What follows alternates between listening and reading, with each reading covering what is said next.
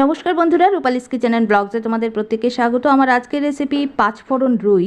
তো রান্নাটা করার জন্য এখানে 5 পিসের মতো আমি রুই মাছ নিয়েছি, ভালো করে ধুয়ে পরিষ্কার করে নিয়েছি। এবার এগুলোর মধ্যে আমি দিয়ে দিচ্ছি লবণ হাফ টিস্পুন, আর হলুদ গুঁড়ো দিয়ে দেব হাফ টিস্পুন। হলুদ গুঁড়ো আর লবণ দিয়ে খুব ভালো করে মাছগুলোকে মাখিয়ে নিচ্ছে। এখন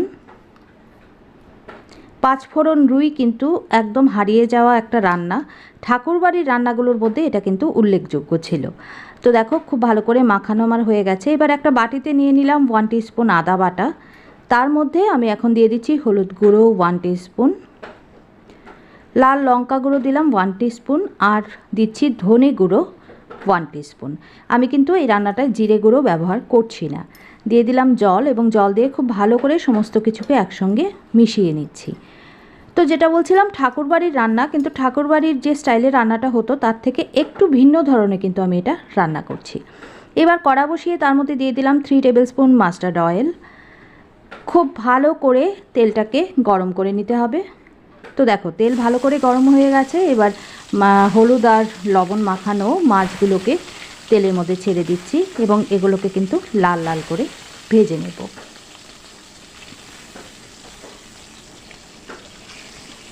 উল্টে পাল্টে দু পিঠ খুব সুন্দর করে ভেজে নিচ্ছি আমি মাছগুলোকে।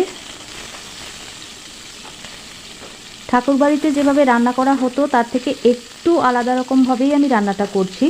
এই রান্নাটায় কিন্তু সবজিও ব্যবহার করা যেতে পারে, যেমন ধরো পটল, ঝিঙে, এগুলোও ব্যবহার করা কিন্তু যেতেই পারে। তো দেখো মাছগুলো আমার ভাজা হয়ে গেছে, এবার এগুলোকে তুলে নিচ্ছি। সেম তেলের মধ্যেই আমি এবার আলু ভেজে নেব। আমি দুটো মাঝারি সাইজের আলু নিয়েছি, সেগুলোকে লম্বা করে কেটে ধুয়ে পরিষ্কার করে নিয়েছি। তো দিয়ে দিলাম তেলের মধ্যে আলুগুলো। একদম অল্প খানিকটা লবণ, ধরো 1/4 টিস্পুন লবণ, আর 1/4 টিস্পুন হলুদ গুঁড়ো, এই দুটো দিয়ে আলুগুলোকেও একদম লাল লাল করে কিন্তু ভেজে নিতে হবে।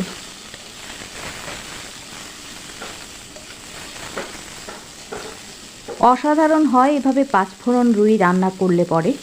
অবশ্যই বাড়িতে কিন্তু তোমরা ট্রাই করতে পারো এই রেসিপিটি। খুবই অল্প তেল মশলায় রান্নাটা হয়ে যায়, আর গরম ভাতের সঙ্গে দারুণ লাগে খেতে। তো উল্টে পাল্টে আমি আলুগুলোকে একদম লাল করে ভেজে নিচ্ছি।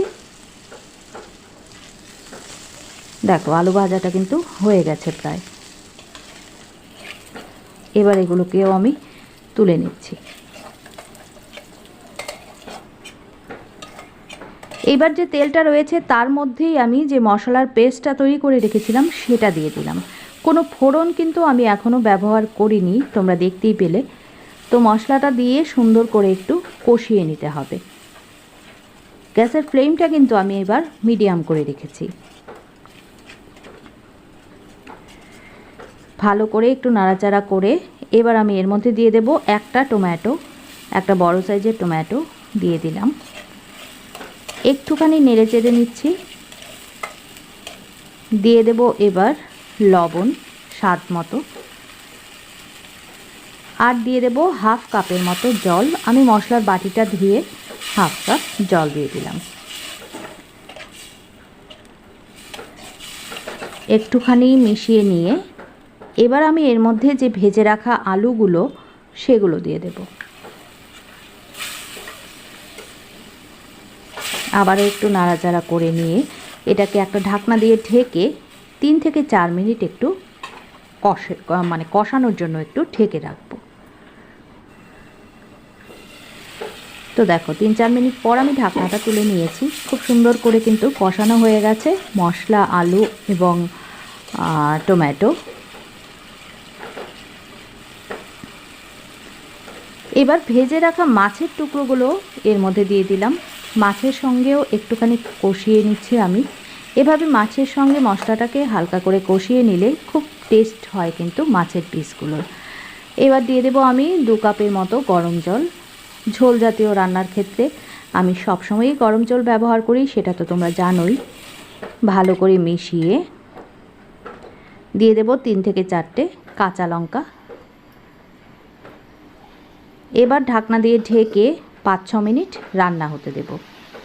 তো 5-6 মিনিট পর আমি ঢাকনাটা তুলে নিয়েছি। আমার ঝোলটা কিন্তু একদম ঠিকঠাক রান্না হয়ে গেছে।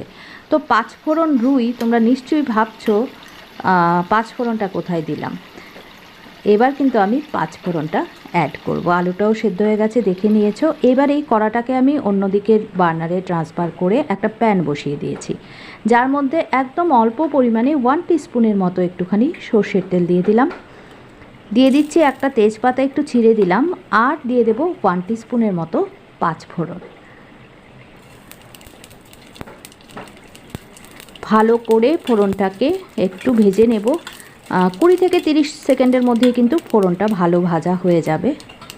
খেয়াল রাখতে হবে যেন পুড়ে না যায়। এবার ঝোলটার মধ্যে সেই ফোড়নটা আমি দিয়ে দেব, ছোক দেওয়া যাকে বলে, ঠিক সেরকমভাবে দিয়ে দিলাম। সুন্দর করে মিশিয়ে নেব। মিশিয়ে নিয়ে গ্যাসের ফ্লেমটা কিন্তু আমি সঙ্গে সঙ্গে অফ করে দেব, আর তারপরে এটাকে ঢেকে 10 মিনিটের জন্য স্ট্যান্ডিং টাইমে রেখে দেব। গ্যাসটা আমি অফ করে দিলাম, এবার ঢাকনা দিয়ে ঢেকে দিলাম। 10 মিনিট পর আমি এবার এটাকে সার্ভ করব গরম গরম ভাতের সঙ্গে। তো আমার আজকের 5 ফোড়ন রুই এই রেসিপিটা কেমন লাগলো অবশ্যই কমেন্ট করে জানিও। যদি ভালো লাগে একটা লাইক করে দিও, শেয়ার করো ভিডিওটা ফ্রেন্ডস অ্যান্ড ফ্যামিলির সঙ্গে, আর অবশ্যই কিন্তু সাবস্ক্রাইব করে আমার পাশে থেকে যেও। আজ চলি তাহলে, সবাই খুব ভালো থেকো, সুস্থ থেকো। আবারও খুব তাড়াতাড়ি নতুন রেসিপি নিয়ে হাজির হয়ে যাব তোমাদের কাছে। টাটা সবাইকে।